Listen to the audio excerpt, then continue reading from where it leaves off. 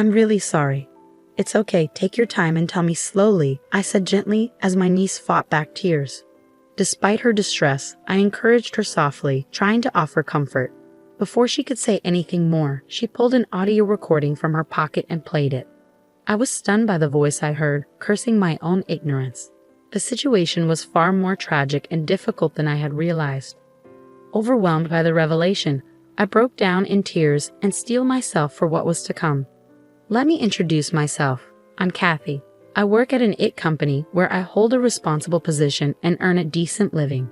Although I could afford to live on my own, I stay with my parents since my workplace is close by and I can work remotely. I contribute financially to the household, and my parents prefer my company as they would otherwise feel lonely. I have an older sister who is 2 years my senior. She used to be happily married to a kind man, and they had a daughter named Susan. However, her husband passed away from an illness 3 years ago. At his funeral, I saw how exhausted my sister was and suggested, "Why don't we come back home until things settle down? You have Susan to think about too." "Thank you for worrying, Kathy, but I'll be fine," she replied.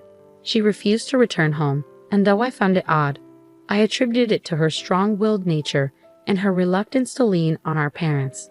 She continued working and raising Susan as a single mother. Despite the increasing burden, she assured me she was managing. A year ago, my sister fell ill and passed away. We took Susan, who was still in elementary school, into our home. Since moving in with us, Susan seemed unusually withdrawn. I remembered her as a lively and cheerful girl when her parents were alive, and I knew losing both parents so quickly must have been a heavy blow. I wanted to help her regain her spark. My parents tried talking to her, but she remained unresponsive. I suggested outings on my days off, but she showed no interest. Not wanting to push her too hard, I held back. 3 months later, Susan suddenly started apologizing, crying when my parents weren't around. "Kathy, I'm sorry," she said, tears streaming down her face. "What happened? Did something bother you?" I asked, confused. "No, it's not that. I'm just sorry," she repeated, her tears a complete surprise to me. She wouldn't explain why she was crying, only apologizing, and she always managed to keep it hidden from my parents. This only fueled my curiosity further. Another puzzling issue was my parents' frequent trips over the past few years. While occasional travel was fine, I couldn't understand how they could afford it on my contributions and their modest pensions. My father had been a manager at a small company and after retiring hadn't worked. My mother had been a housewife. Despite my efforts to manage most of the household chores, they seemed to be spending more than they should. "Mom, Dad, it's okay to travel sometimes, but please save some money. You don't need to keep saying you're careful with your spending. I've worked hard for you all these years, and we don't have much time left," I said, trying to be considerate. "Stop meddling in our affairs. We just want to enjoy ourselves," they retorted. I was exasperated. Whenever they went on trips, Susan seemed like she wanted to share something but never did. I decided to wait until she was ready to talk. A few months later, my father approached me, looking pleased. "Kathy," he said, "your mother and I are going on a week-long overseas trip soon." "An overseas trip? How can you afford it?" "I just told you to save money," I protested. "We came into a bit of money," my father replied dismissively. "From where?" I asked, but he waved my question away. "Does it matter? We want to make some memories in our old age. Your mother and I deserve this experience." "All right, fine," I said, though I couldn't shake the suspicion about their sudden windfall. I decided not to push further, thinking it was their money after all. "Take care of things at home while we're gone," they instructed. "Got it. Have a safe trip," I replied, trying to mask my concern. On the day of their trip, my parents left cheerfully, promising to bring back souvenirs. After seeing them off, I turned back to the living room and found my niece, Susan, standing there, looking as if she were on the verge of tears. Recognizing that something needed to be done, I decided to confront her. "Susan, what's the matter? Your grandparents have left for their trip. It's just the two of us now. Please take your time and tell me what's wrong." "I'm sorry," she said, beginning to cry again. I gently urged her to open up. "Actually," she said, pulling out her smartphone and pressing play, "I need to show you something." The recording that played was filled with my parents' angry voices. I was stunned. No matter how I listened, it was unmistakably their voices, though they had never spoken to me like this before.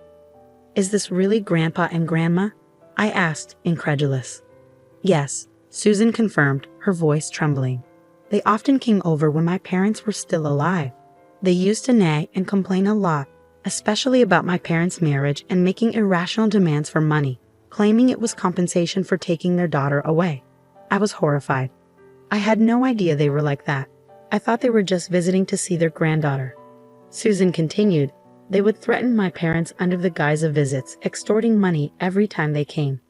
I would hide in my room whenever they were here because they were always yelling at my parents. I see, I said, feeling a pang of guilt.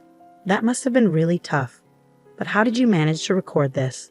Susan explained that she had been given an old smartphone of her parents as a toy, and she happened to use it during one of those visits, capturing their angry outbursts. I was grateful for her bravery in recording this evidence.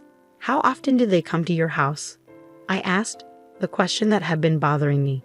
I think it was almost every week, Susan replied. To think they visited my sister's family so frequently without my knowledge was shocking. In hindsight, I remembered how my sister and her husband had appeared increasingly haggard each time I saw them.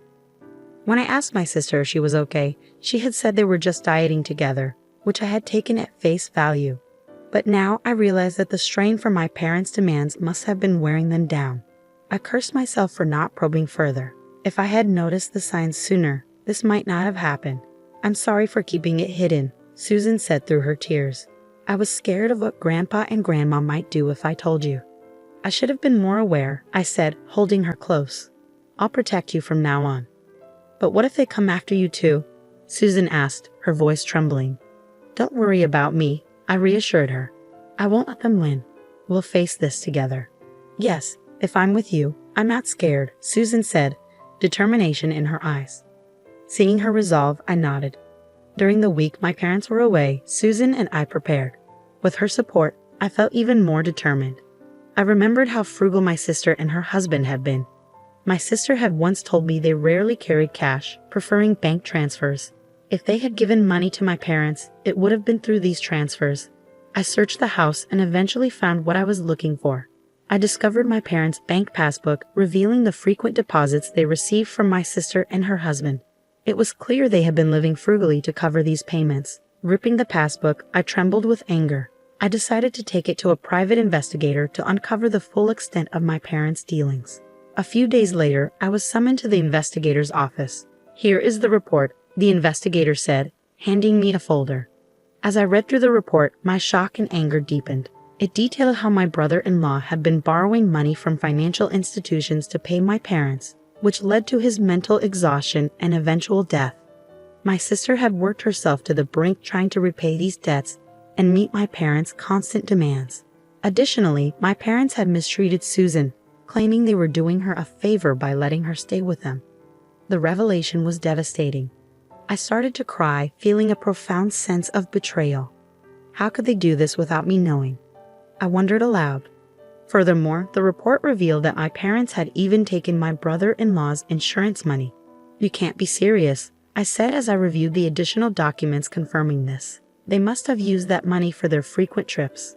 I thanked the investigator and returned home, determined to address this betrayal.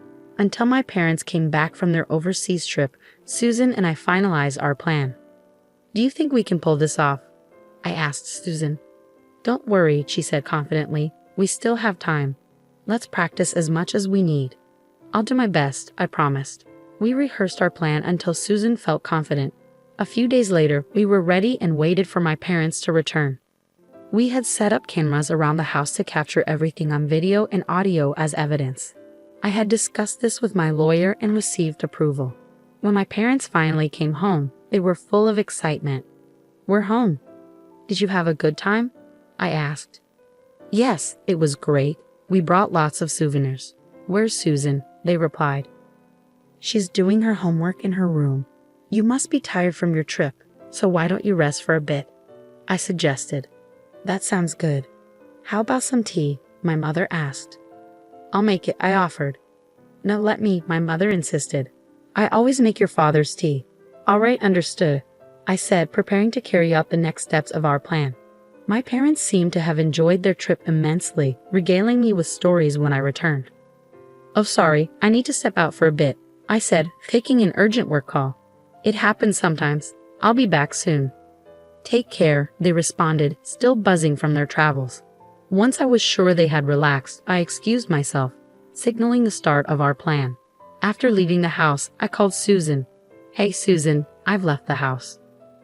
Got it, she replied, keeping our call connected as she went to confront my parents. Oh, welcome back, my parents greeted Susan. We brought back lots of souvenirs. Thank you, Susan said, but I need to talk to you. What is it? Speak up. Following my father's directive, Susan played the recorded audio. The shock on my parents' faces was immediate. Where did you get that? My father demanded.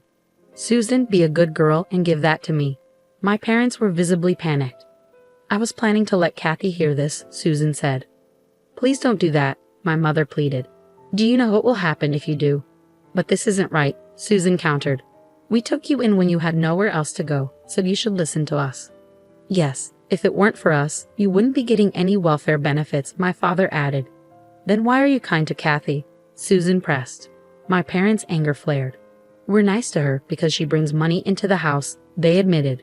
We're living off your father's pension now, so if Kathy leaves, we'll be in trouble. That's right, my mother continued. As long as she's around, she'll always give us money when we need it. She's a convenient fool. Hearing their true feelings was devastating. My anger reached its peak. I stormed back home, my mind racing. Bursting through the door, I shouted, Oh, so this is how you really feel about me? You see me as nothing more than a cash cow and a housekeeper. Of course we're not working anymore, my father shot back. How else are we supposed to live on just a pension? That's right, my mother chimed in. We need your help to survive. They didn't deny their actions and shamelessly demanded more money. The thought of staying in this house under these conditions made me sick. If that's how you feel, I won't give you any more money, I said. I'm taking Susan and we're leaving. Don't contact us again. How will we live without you? They protested. I know everything, I said. I know you took money from my sister and brother-in-law. What are you talking about? My father asked, feigning ignorance. Did Susan tell you? My mother inquired. Yes, she did, I confirmed. We have all the evidence, so don't bother arguing. Susan went to pack her things, and I took her hand when she returned. We left the house and stayed at a hotel near my workplace, which I had arranged beforehand. A few days later, I found a new place for us to live. Shortly after we moved in, I received a call from the police. Is it true? I asked, bewildered. Yes, the officer confirmed. Your parents have been arrested for shoplifting. No way, I said, unable to believe it. I was only gone a few days. How could they have run out of money so quickly? Besides, they were getting welfare benefits for taking care of Susan. Reluctantly, I went to the police station. My parents, looking repentant, apologized. We just made a mistake, they said. I took them back to the house. The utilities, electricity, gas, and water had been cut off, and the house was in a terrible state. It reeked of filth, a testament to my mother's poor housekeeping. How did everything get cut off? Were you that broke? I asked, appalled.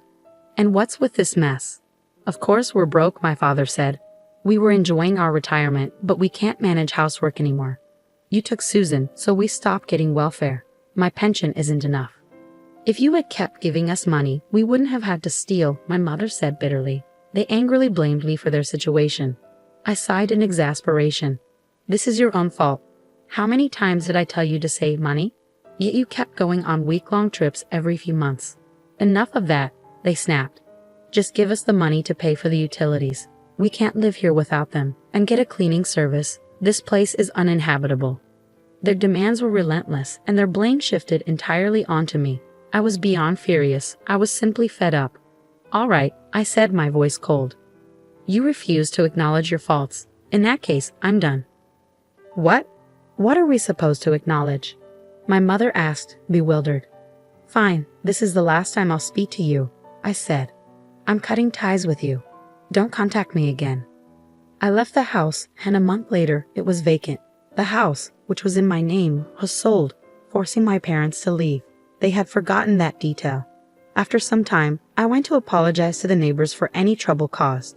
They informed me that loan sharks had been lurking around, indicating my parents had turned to them for money.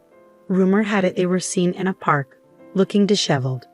Eventually, I legally separated from my parents and adopted Susan as my daughter. Our bond grew stronger, and Susan's cheerful spirit returned.